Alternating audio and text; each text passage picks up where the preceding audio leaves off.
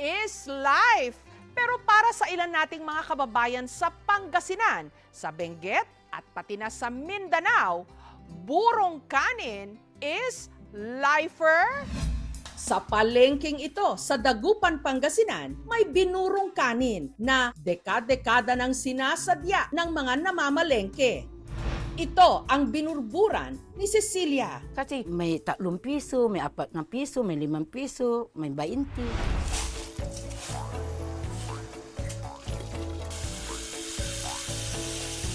Limang bisis, yung ganito, hanggang malinaw yung tubig.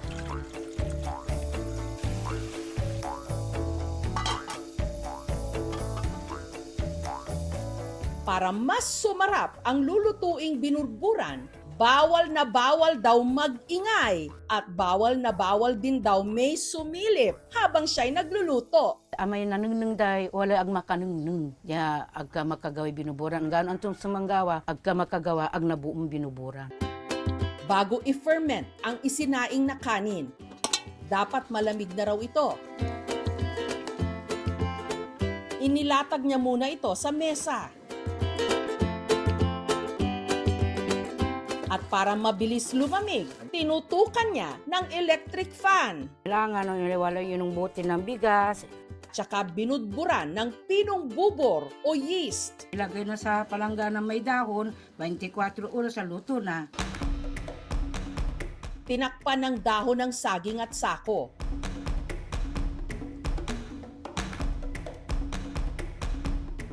At inimbak sa bahagi ng kanilang bahay na hindi naaarawan.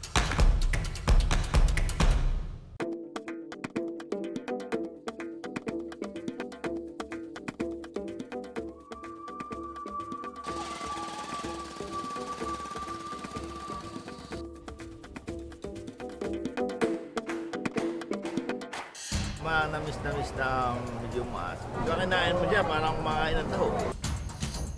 Parang may lasang alak. Hindi naman ito nakakalasing. Ayaw nila, panis na ano daw kanin. Yung maasim na, parang medyo mapakla. Sa pananako na Dagupan 50 anyos ko la. 8 years ko nung titinda na, kaya kasama ko si mama ko. Nagturo si nanay ko nang nagawa ng binuburan. Sa pagbebenta ng binurburan, mag-isang itinaguyod ni Cecilia ang 11 niyang mga anak mula nung siya'y nabiyuda. 35 ko nun ang balo akin. Apabalo ko mun ira kapag grade ko labat ira high school. Ang binurburan ni Cecilia, hindi lang daw panlaman tiyan, mainam din daw sa kalusugan. Yung binuburan na luto na, gamot sa ulcer, gamot sa acidic. Yung binuburan po, yun ang ginagamit namin sa mga bata para nailabas nila yung dumi nila. Ang fermented foods, maganda po sa ating digestive health since nakakatulong po ang good bacteria. Lalabanan po nito ang H. pylori which is nakakakos po ng ulcer. Nakakabalance po ito ng pH level and reduce ng inflammation ng ating digestive system. Bago pa man dumating ang mga Kastila, marunong nang magburo o mag-ferment ng pagkain ang ating mga ninuno. Hindi lang kasi nito napapasarap ang lasa, napapahaba rin nito ang tinatawag na shelf life o ang itatagal ng pagkain bago mabulok. Sa mga panahon na wala pa tayong tinatawag na refrigerator, kapag may mga oversupply ng mga bighas no, na ginagawa, kaysa matapon ito, kaysa masayang ito na mabulok ito pag ito ay nabasa, mas higit nila iniisip ang kinabukasan, no, lalo na ng kanilang komunidad. Dito naman sa kabundukan ng Sablan sa Benguet, may isang makaluma at sagradong paraan ng paggawa ng burong kanin na buhay pa rin sa kasalukuyang panahon. Ito ang kanin sa likod ng ipinagmamalaki nilang tapoy o rice wine at ang tawag nila rito, difug. Malagkit din ito, mamula-mula at may kakaibang aroma o amoy. Simula sa pulong bata kami, nakikita namin sa mga okasyon, pero ang talagang nagturo sa akin ay yung mismo yung aking biyanan. Ang paggawa ng difug, walang shortcut. Ang gamit nilang kanin, hindi white rice, kundi yung kulay itim. Piniprefer namin talaga yung Balatinaw kind of rice. Yung isang klase ng malagkit rice na karaniwan tinatanim dito sa highland noong araw. Kasi matingkad at saka kakaiba rin yung itsura. Pagkatapos hugasan, isinaing ang bigas. Dapat half cook lang para hindi magkadikit-dikit pag lalagyan na natin ng bubod. Habang iniluluto ang bigas, inihanda na ang salaw o banga. Kailangan nating siguraduhin na malinis at saka tuyo yung ating lalagyan. Ang kanilang pang-ferment, bubod, isang natural yeast na gawa sa kanin, luya at damo. Dudurugin ito hanggang maging pino. Sa bilao na may dahon ng saging, doon mismo inilatag ang kanin. Ngayong malamig na ang ating kanin, saka natin ilalagay yung bubod. Ito po yung kawayan. Kailangan natin tong ilagay dito sa gitna ng ating salaw. Para pag sakaling magtubig ay dito lang pupunta sa loob at madali natin itong i-extract.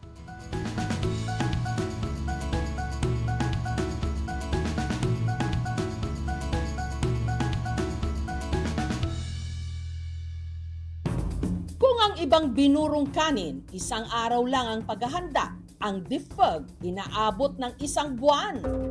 Ang defog hindi nawawala sa hapag ng mga tiga-sablan, lalo na tuwing meron silang gagawing ritual katulad ng hiwa. Yun po yung pang-cleansing sa mga nag-attend ng burial.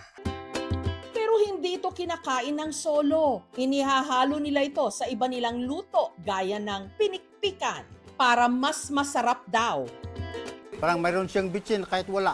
Wow, na-miss. Kailangan nating i-continue yan. Yun yung identity namin dito sa Cordillera.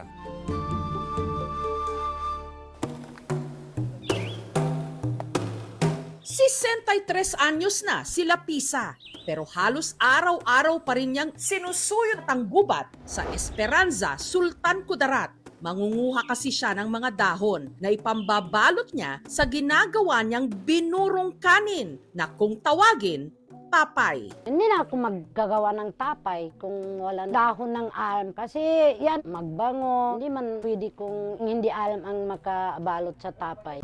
Matapos ang ilang minutong pagsuyod sa gubat, Mayroon doon, oh. nakita na nila Pisa ang mga pakay niyang dahon na hugis puso. Ang mga puno nito nasa mula 4 hanggang 10 metro lang ang taas. Mahirap kunin ang dahon ng alam sa bundok.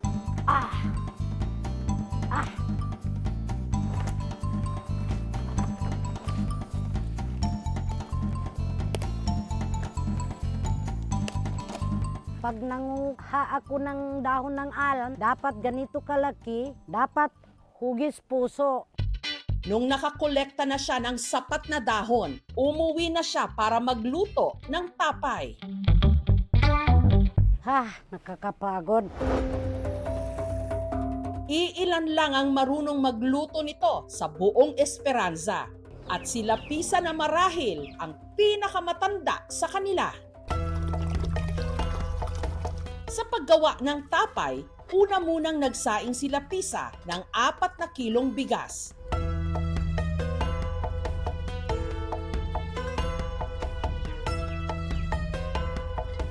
Nung naluto na ang kanin, hinayaan niya muna itong lumamig.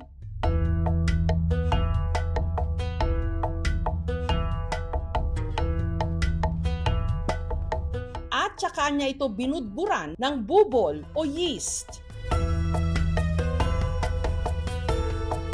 Ang kanin, sunod niyang ibinalot sa mga nakolektang dahon. Hindi natin kuriputan ang pagbenta natin.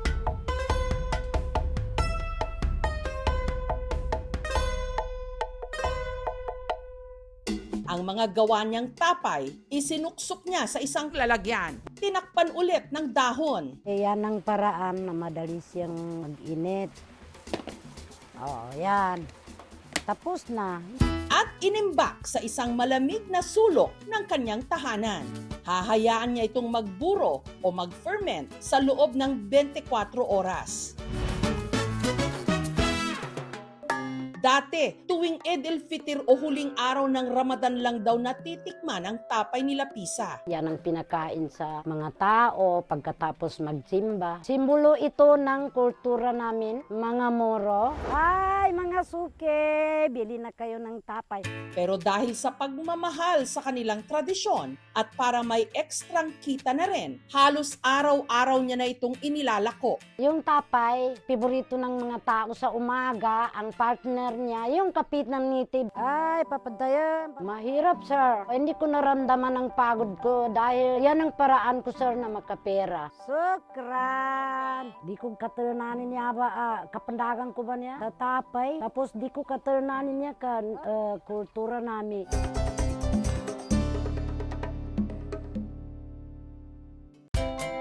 Para sa ating mga Pinoy, kanin is life. Pero may ilan tayong mga kababayan na hindi kontento sa kanin lang. Dapat i-level up into binurong kanin para mas maging lifer.